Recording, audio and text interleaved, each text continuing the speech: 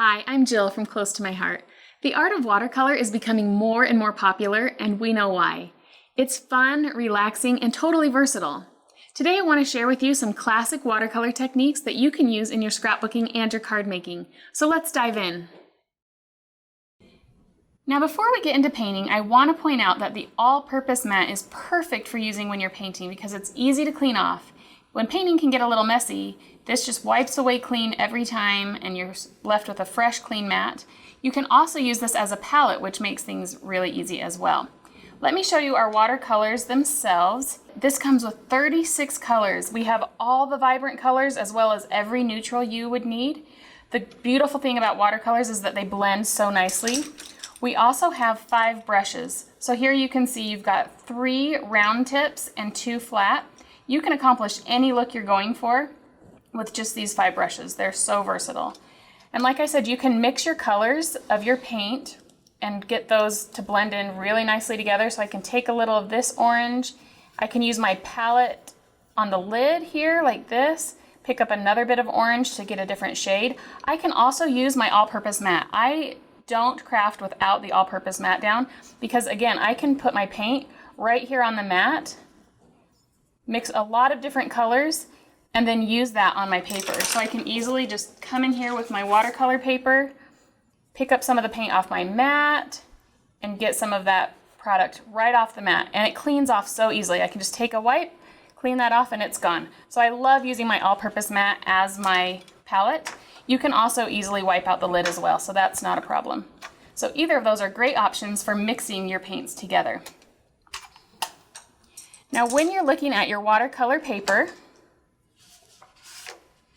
you'll notice a big difference if you use different kinds of paper. Cardstock doesn't spread as easily, but a good quality watercolor paper, ours is a 220 pound and it works great. You'll be able to see a slight difference of color between your watercolor paper and our White Daisy cardstock. If you ever have them both on your table and you're trying to figure out which is which, your White Daisy cardstock is more vibrant and bright than the watercolor paper. So you can hold those side by side and you'll be able to notice that. Now, if you're just getting started with watercoloring, then a great way to start is just simple stripes.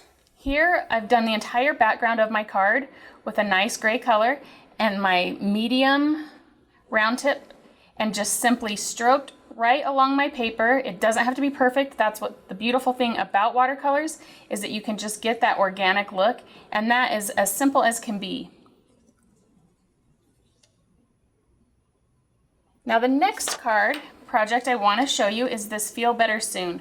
I cut a circle out of my Cricut and then I completely covered this piece of watercolor paper with water. Then went in with my turquoise color of paint and just let that blend together, going darker on the edges and lighter in the middle. But once your paper is completely saturated, then the paint moves around so nicely and you can really adapt and shade the area the way that you want. I used that same wet and wet technique on this card here.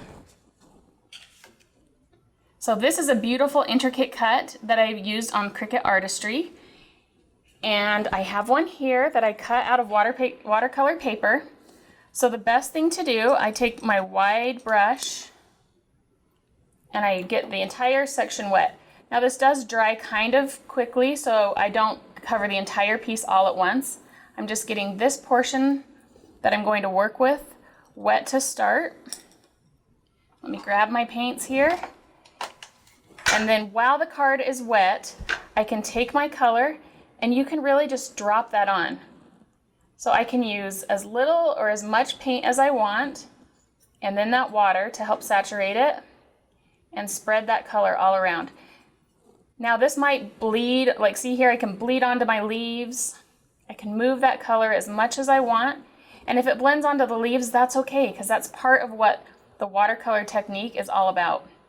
It's just mixing and blending, and when it's too dark, you just simply add more water, and you can move it around some more, and you just get that beautiful effect every time. See, I can take color almost completely off if I want, just by using more water.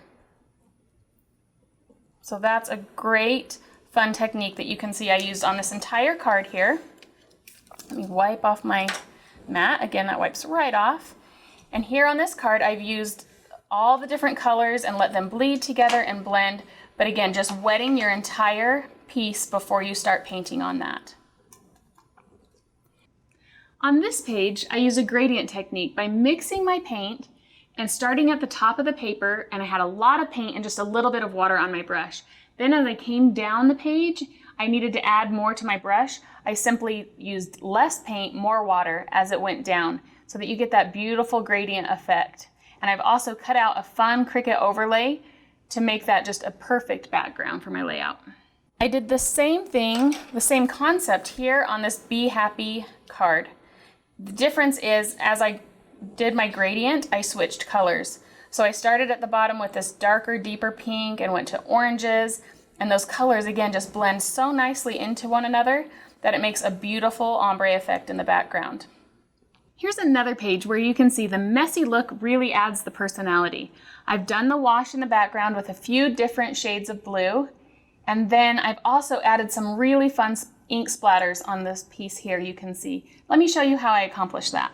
I'm going to show you right here on a piece of watercolor paper. And you just take your paints, clean up my brush for a second, grab some fun green here. And you want to really load that up with some water and some paint. And then I simply tap the paintbrush on my finger. And you can see I'm getting lots of little splatters. Now if I go harder, I'm going to get more of a splat. The more paint and water I have, the bigger the splotches that land on my paper. So it's just a fun, really organic pattern. Sometimes I'll even dip my brush in water and let that just actually drop in places if I want bigger paint splotches. So again, that's just a really fun, easy splatter technique, just whacking your paintbrush on your finger to spread that paint all around. Now back on the layout, you can see I've also mixed in the paint splatter stamp set that we have. That gives you a perfect paint splatter every time, but that's mixed in with my actual watercolor splattering.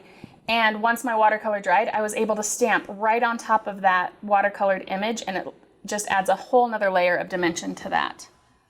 Now last, I want to show you one of our stamps. You can see here I've stamped this cute little hippo image, and I use either archival black ink or the Memento ink pad, simply so that the watercolor doesn't make the ink run and bleed. And so that's the best, either of those two ink pads will work great for that. But you can get that dimension and that shading. On this, I'd like to use the smaller round tip detail so that I can really come in fine and do my dark shadowing and my lighter shading over here. And you can really add some sharp dimension on your projects this way. A lot of our stamp sets really lend themselves to this technique right now, which is so fun. And it's also great because you can personalize them however you want. Again, for a card or a scrapbook page or any project. Now you have 7 great ways to play around with watercolors and get tons of examples for inspiration. I hope these tips and techniques motivate you to get creative with your watercolor painting. Be sure to follow our Facebook, Instagram, YouTube, and blog, makeitfromyourheart.com, for fun ways to incorporate watercolor in your projects. And for more information on our watercolor paints, the brushes, paper, and other products seen in this video, contact your Close to My Heart independent consultant or visit our website to find one near you.